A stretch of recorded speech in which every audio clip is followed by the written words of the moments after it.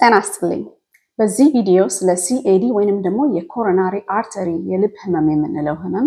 ምን አይነት ህመም እንደሆነ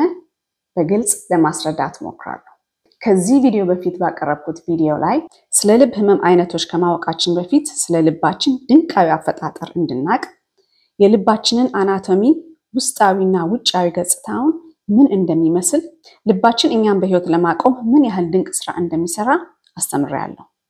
ዛሬ ከልብ ህመሞች ውስጥ አንዱ የሆነው የኮሮናሪ አርተሪ ህመም ምን እንደሆነ የህመሙ ምልክቶች በህመሙ የተያዘ ሰው ማድረግ ያለበትን ጥንቃቄ አንድ ሰው የኮሮናሪ አርተሪ የልብ ህመምተኛ መሆኑ ከተረጋገጠ በኋላ በአገር ውስጥም ሊሆን ይችላል በውጭ ሀገር ሊደረጉለት የሚችሉትን የህክምና አይነቶችና ሰርጀሪዎችን ምን ሊመስሉ እንደሚችሉ በግልጽ አስተምራለሁ የእርሶ የልብ ህመም ምልክቶች የኮሮናሪ አርተሪ የልብ ህመም አይነት ከሆነ በአፋጣኝ የህክምና ባለሙያ እንዲያማክሩና ለህመሙ መፍትሄ እንዲያገኙ አደራ እላለሁ CAD ወይንም ደግሞ የኮሮናሪ አርተሪ የልብ ህመም ምን አይነት ህመም ነው ሳራ ወይንም ዛህራ ነኝ አብረን እንቆይ የኮሮናሪ አርተሪ የልብ ህመም ምን ማለት እንደሆነ ከማወቃችን በፊት ከተርሙ ወይንም ደግሞ ከቃሉ እንጀምር የኮሮናሪ አርተሪ ማለት በዚህ ምስል ላይ በመንመለከተው መሰረት የልባችንን ጡንቻዎች ከቨር አድርገው ወይንም ደግሞ በልባችን ጡንቻዎች ላይ የሚገኙትን የደም ስሮች ይወክላል በእነዚህ የኮሮናሪ አርተሪዎች ላይ ወይንም የደም ቧንቧዎች ላይ የሚደርስ ማንኛውም አይነት ዲፌክት ልባችን በቂ ደም ዝውውር እንዳያገኝና ኒውትሪሽን እንዳይደርሰው በማድረግ የልባችንን ስራ በማዛባት የልብ ህመምተኞች እንድንሆን ያደርገናል ማለት ነው ልክ አንድ በኢንጂን የሚንቀሳቀስ ሞተር ለዛ ኢንጂን ነዳጅ እንደሚያስፈልገው ሁሉ የልባችንን ጡንቻዎች በትክክል እንዲሰሩ በቂ የደም ዝውውርና ኒውትሪሽን እንዲደርሳቸው ያስፈልጋል ማለት ነው አንድ ሰው የኮሮናሪ አርተሪ የልብ ህመም ሲኖረው ግን እነዚህ አርተሪዎች ጠቃሚ ባልሆነ ኮሌስትሮል በፋት ወይንም ደግሞ በቅባት እንዲሁም ደግሞ በካልሲየም ዲፖዚት በደም ስሮቻችን ግድግዳ ላይ በመጋገርና ፕላክ በመፍጠር የደም ቧንቧችን በቂ የሆነ ደም እንዳያዘዋውር ትልቅ እንቅፋት ይሆናል ማለት ነው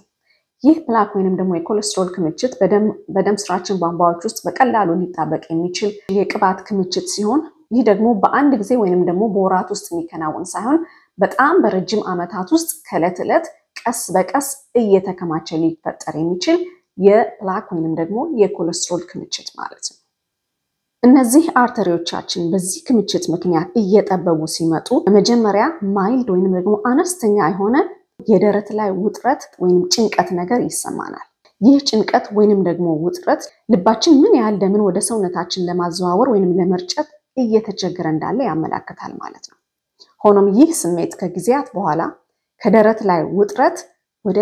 ደረት ላይ ህመም ወይንም ደግሞ chest pain ወደምንለው ይቀየራል ይህ ህመም በተለያየ ጊዜ ወይንም ደግሞ ከበድ ያሉ እንቅስቃሴዎችን በመናደርግበት ጊዜ ይመጣል እረፍት በመናደርግበት ሰዓት ደግሞ ይተወናል እንዲህ እያለ እኛም ደግሞ ችላ እያልነው ብዙ ጊዜያትን ይወስዳል ይህ የደረት ህመም ወይንም ደግሞ chest pain ከጊዜያት በኋላ ከshortness of breath ጋር ወይንም ደግሞ ከትንፋሽ ማጠር ጋር በተያያዥነት መከሰት ይጀምራል በዚህም ጊዜ ችላ ካልነውና በቂ ህክምና ካላገኘን ከዕለት ዕለት ይህ ፕላክ የተፈጠረበት ቦታ ራፕቸር በማድረግ ወይንም ደግሞ በመቀደድ ያንን የደም ቱቦ በደም መርጋት ሙሉ በሙሉ ሊደፍነው ይችላል ይህም በቂ የደም ዝውውር ወደ ልባችን ጡንቻ መተላለፍ ስለማይችል የልባችን ጡንቻ መሞት ይጀምራል ማለት ነው የልባችን ጡንቻ ሞተ ማለት ደግሞ ለሃርት አታክ ወይንም ደግሞ ሙሉ በሙሉ የልብ ምት ለመቆም ይዳርገናል ማለት ነው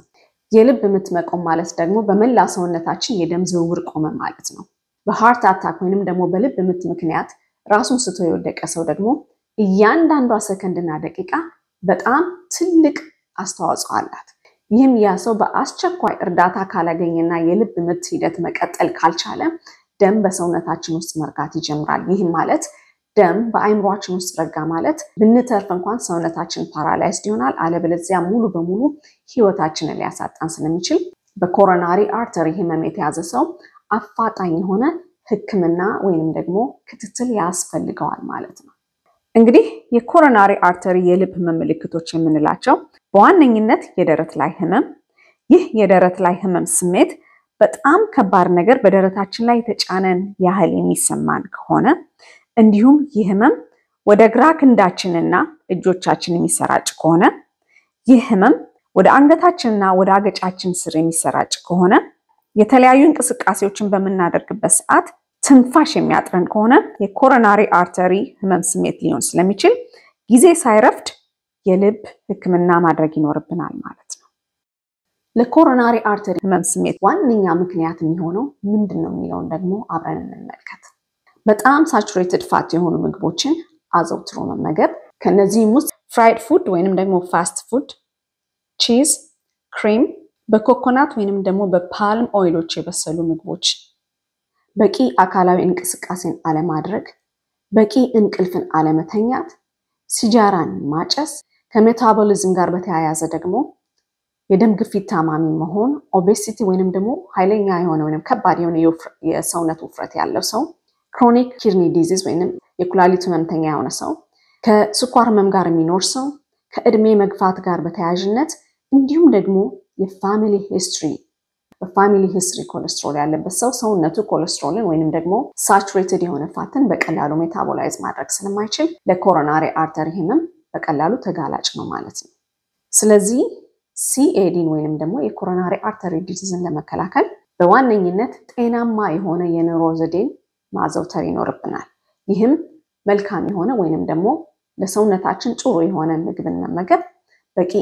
እንቅስቃሴን ማድረግ፣ ሲጃራን አለማጨስ፣ በቂ እንቅልፍ መተኛት የመሳሰሉትን ይመለከታል ማለት ነው። እንግዲህ በመግቢያ ላይ እንደገለጽኩት እየመጣ የሚሄድ የልብ ህመም ወይንም ደግሞ ቸስት ፔን የምንለው ከትንፋሽ ማጠር ጋር በሚያስቸግረን ጊዜ ቀድመን ህክምና ማድረግ ይኖርብናል። ይህ ደግሞ የኮሮናሪ አርተሪ ዲዚዝ መሆኑን ለማረጋገጥ ሐኪሞቻችን ምን አይነት የምርመራ አይነቶችን ያደርጉልናል የሚለውን ደግሞ አብረን እንመልከት። የመጀመሪያውና በዋነኝነት የሚያደርጉልን ምርመራ የደም ምርመራ ሲሆን ይህም የትራይግላይሰራይድ መጠን በደማችን ውስጥ ምን ያህል ነው የሚለውን HDL ወይንም ሃይ ዴንሲቲ ሊፖፕሮቲን ወይንም ደግሞ ጠቃሚ ኮሌስትሮል የምንለውን፣ LDL ወይንም ደግሞ ሎው ዴንሲቲ ሊፖፕሮቲን የምንለውን ወይንም ደግሞ ጠቃሚ ያልሆነ ባድ ኮሌስትሮል የምንለው መጠን በሰውነታችን ውስጥ ምን ያህል ነው የሚለውን በደም ያረጋግጡልን ይችላሉ። እንግዲህ LDL ወይንም ደግሞ ጠቃሚ ያልሆነ ኮሌስትሮል ጠቃሚ ከሆነው ኮሌስትሮል በሰውነታችን ውስጥ መጠኑ ከፍ ካለ ይህ አንዱ የኮሮናሪ አርተሪ ህመም ምልክት ስለሆነ ወደሚቀጥለው ስቴፕ ይሄዳል የልብ ሐኪማችን ማለት ነው። ይህም ማለት ደግሞ EKG ወይንም ደግሞ ኤሌክትሮካርዲዮግራምን ያደርግልናል። እነዚህም 12 ሊድስ ኤሌክትሮዶች በደረታችን ላይ በመለጠፍ የልባችንን ሪትም ያነብልናል። ይህ ደግሞ ጥቅሙ ከዚህ በፊት ሃርት አታክ ኖሮን የሚያውቅ ከሆነ ኤኒ ሃርት ዳሜጅ ካለ መጀመሪያ ቤዚክ የሆነ የልባችንን ፋንክሽን ሊያመላክት የሚችል የህክምና አይነት ሲሆን ይህ EKG ወይንም ECG የምንለው አብኖርማል ከሆነ ሐኪማችን ፈርዘር ምን አይነት የልብ ህመም አለበት የሚለውን ለማረጋገጥ ወደ ሌላ ምርመራ አይነት ይቀጥላል። ይህም የስትረስ ቴስት እና የኢኮካርዲዮግራም ማለት ነው። ስትረስ ቴስት ማለት ኖርማሊ የኢኬጂ ሊዶች በደረታችን ላይ ተለጥፈው በትሬድ ሚል ላይ ወክ እያደረግን ልባችን በስትረስ ጊዜ ውስጥ ሲሆን ምን ያህል ደምን የመርጨት አቅም ያለውን ሊያጠና የሚችልልን የምርመራ አይነት ነው። ኢኮካርዲዮግራም ደግሞ የምንለው ቤዚካሊ አን ኦልትራሳውንድ ኦፍ ዘ ሃርት ማለት ነው። ልባችንን በኦልትራሳውንድ ነው የሚያዩልን። ያም የልባችን ምት የልባችን ጡንቻዎች ምን ያህል ኖርማል ናቸው፣ በልባችን ቫልቮች ላይ ያለ ኤኒ ዲፌክት ካለ ልባችን ደም የመርጨት አቅሙ ወይንም ደግሞ ኢንጀክሽን ፍራክሽን እንለዋለን ምን ያህል ነው የሚለውን በኢኮካርዲዮግራም ካፕቸር ያደርጉታል። እነዚህ ቴስቶች እንደገና አብኖርማል ከሆኑ ደግሞ ሌላ ፈርዘር የሆነ የህክምና አይነት ትክክለኛ የኮሮናሪ አርተሪ ዲዚዝ ነው ወይንስ የቫልቭ ችግር ነው የሚሉት እንደገና ለማረጋገጥ ሌላ አይነት የህክምና አይነቶች ላይ እንሄዳለን። ያም ሌላ አይነት ምርመራ ደግሞ ካልሲየም ስኮር ቴስቲንግ ነው። ይሄ ደግሞ ቤዚካሊ እሱም የሲቲ ስካን ሲሆን አርተሪዎቻችን ውስጥ ምን ያህል የካልሲየም ዲፖዚት ወይንም ደግሞ ክምችት አለ የሚለውን ለማወቅ የሚያስችል ቴስት ነው። እንዲሁም የልብ ኤምአርአይ ወይንም ደግሞ ካርዲያክ ኤምአርአይ ይደረግልን ይችላል። ስቲል በኤምአርአይ መሰረት የትኛው አርተሪ ብሎክ እንደተደረገ በቀላሉ ማየት እንችላለን። ሲቲ አንጂኦግራም ሌላ የህክምና አይነት ነው። ይህም ቤዚካሊ እንደገና ይህም የሲቲ ስካን ሲሆን ኮንትራስት ዳይ በደም ስሮቻችን በመጨመር በትክክል በግልጽ ሲቲ አንጂኦግራም በግልጽ የትኛው አርተሪ ጋር ብሎኬጅ እንዳለ ምን ያህል እንደሆነ የብሎኬጁ መጠን በቀላሉ ሊያዩበት ሐኪሞቻችን ሊረዱና ሊያዩበት ይችላሉ ማለት ነው። እንግዲህ አንድ ሰው በተለያዩ የምርመራ አይነቶች የኮሮናሪ አርተሪ የልብ ህመም እንዳለው ተረጋገጠ። ለኮሮናሪ አርተሪ የልብ ህመም ያሉት የህክምና አማራጮች ወይንም ደግሞ የሰርጀሪ አይነቶች በሀገር ውስጥ ይሁን በውጭ ሀገር ምን አይነት ይመስላሉ? ይህንን በሚቀጥለው ቪዲዮ በግልጽ አስተምራለሁኝ። በእርግጠኝነት በዚህ ቪዲዮ ብዙ ትምህርት እንዳገኛችሁ አምናለሁኝ። ይህን ቪዲዮ ከወደዳችሁት ላይክ፣ ሼር እና ሰብስክራይብ ማድረግን አትተው። በሚቀጥለው ቪዲዮ እስክንገናኝ ለዛሬ ቸርን ሰንብት እላለሁ። አመሰግናለሁ።